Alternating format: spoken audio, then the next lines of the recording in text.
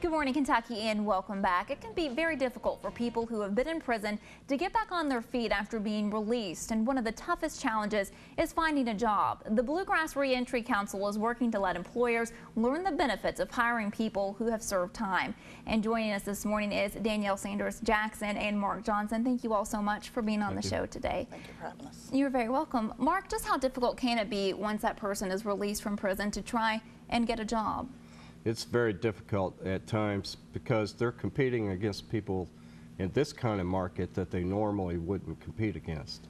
So with the job economy the way it is right now, it's very difficult. And Danielle, sometimes employers can be wary of hiring someone who was just released from prison, but there are benefits for those employers. There are benefits, and what people have to remember, we believe in the criminal justice system. We get people to serve time. Once they've paid their debt to society, they're then released. So if they're released back into the community, we need to do what we can to help transition their release and their re-entry into the community.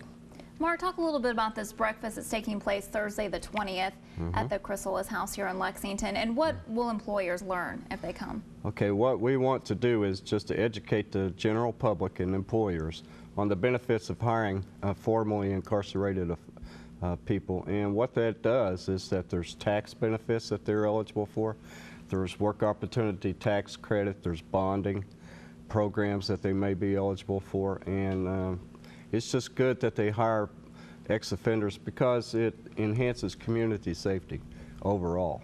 So. Danielle, statistically speaking, what are the statistics when it comes to hiring people who have just been released from prison? Are they better than we might think they are? They are, because a lot of people, they have to be accountable to the criminal justice system, and so many times they have to report to local people, whether it's a probation officer, drug court office, and so when you hire an ex-offender, you're getting the benefits of possibly drug testing, and just with the release of information, you can find out the results of those drug testing. So a lot of times you as a company have to pay for that, but when you hire somebody in the system, you can find out whether or not they're on drugs. You also have somebody that if there's a problem, you can call and say, hey, little Susie's not showing up to work or not on time. What can you do about that? And then those people can then report back to the judges, who can then say something to that person. So it's almost an extra accountability. Also with the breakfast, employers will learn how to read a criminal history. Okay. Many times people don't know how to read the criminal history. They see it and they see an F and they automatically think that's a felony.